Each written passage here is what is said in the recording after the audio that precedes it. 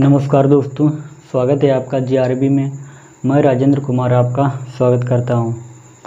आज दोस्तों इस वीडियो में हम पढ़ेंगे भारत में यूरोपीय कंपनियों का आगमन। जब भारत में यूरोपीय कंपनियां आईं, उससे पहले भारत और यूरोप की स्थिति क्या थी उस समय, हम इसको समझ लेते हैं।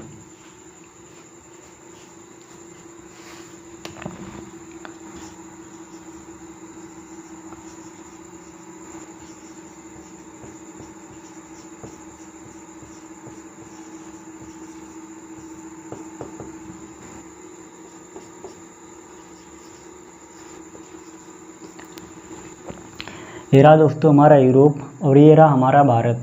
अब हम देखते हैं इस समय यूरोप और भारत में क्या स्थितियां थीं। इस समय यूरोप में क्या था, आधुनिक काल का युग शुरू हो चुका था।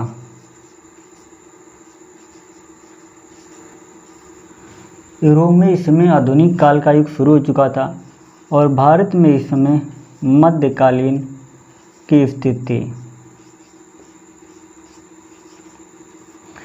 भारत में मध्यकालीन की स्थिति थी और यूरोप पुनर्जागरण को पार करके विस्तृत रूप को अपना चुका था और भारत में उस समय मुगल वंश का शासन था।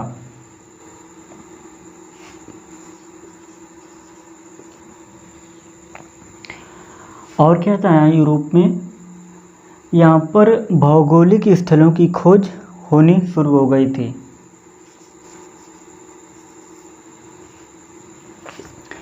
और भारत में मुगल वंश अपनी आर्थिक स्थिति को काफ़ी मजबूत कर चुका था और भारत के एक बड़े भूभाग क्षेत्र पर उसका राज्य हो चुका था।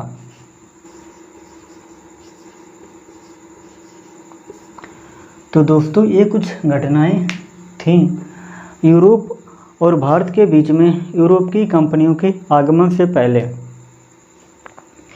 अब क्या था दोस्तों, इस समय भारत और यूरोप के बीच में व्यापार हुआ करता था।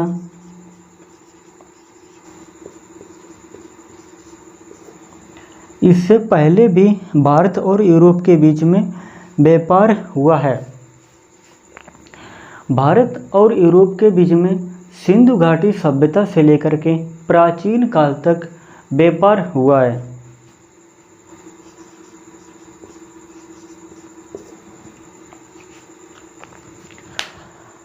व्यापार हुआ दोस्तों। और क्या होता है, एक समय ऐसा आता है जहाँ से व्यापार होता है, चाहे वो स्थलीय मार्ग हों चाहे वो समुद्री मार्ग हों, वो सारे मार्ग अवरुद्ध हो जाते हैं, जिससे व्यापार होना बंद हो जाता है।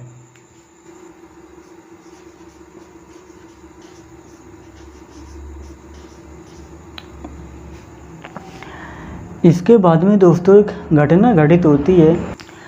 1453 में दोस्तों एक घटना घटित होती है। यूरोप का पूर्वी भाग होता है कुस्तुनतुनिया, उस पर अरब आक्रमण कर देते हैं और उस पर अपना अधिकार जमा लेते हैं। वहाँ से बहुत सारी धन संपदा ले जाते हैं और बहुत सारी स्त्रियों को अपहरण भी कर लेते हैं। इससे भारत और यूरोप के बीच में संबंध खराब हो जाते हैं और व्यापार होना बंद हो जाता है।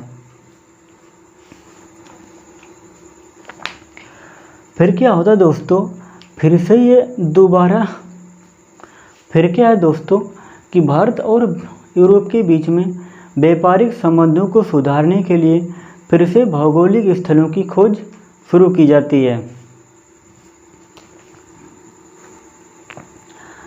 ये लोग दोस्तों समुद्री मार्गों के माध्यम से बहुत सारे स्थलों को इन्होंने खोजते हुए आए और आप जानते हैं इस क्षेत्र में सबसे अधिक स्पेन और पुर्तगाल की रुचि थी।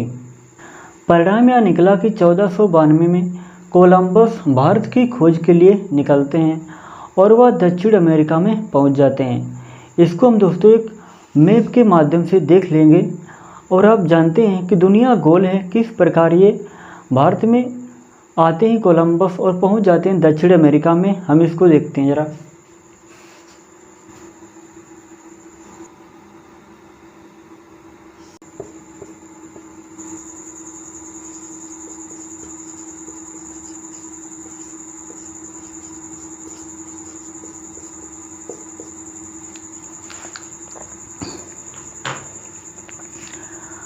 1492 में दोस्तों कोलंबस यूरोप से निकलता है और ये यूरोप से निकल करके यहाँ से निकलता है और इस तरफ को चलता है और यह भारत में नहीं पहुँचता बल्कि दक्षिण अमेरिका में यह पहुँच जाता है।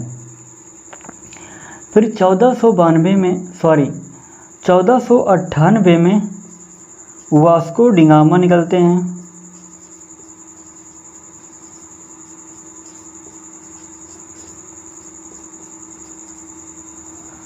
1498 में वास्को डिगामा यहाँ यूरोप से निकलते हैं और इधर अफ्रीका के रास्ते से होते हुए ऑस्ट्रेलिया से होते हुए एशिया में पहुँच जाते हैं और एशिया में जाकर के ये भारत में पहुँच जाते हैं वास्को डिगामा 1498 में।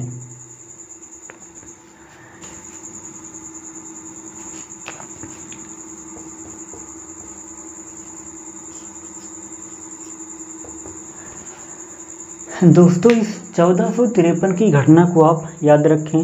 यदि 1453 में अरब आक्रमण न करते और यदि नदियों के मार्ग अवरुद्ध न होते तो ना ही भौगोलिक स्थलों की खोज होती और ना ही व्यापारिक क्रांति आती।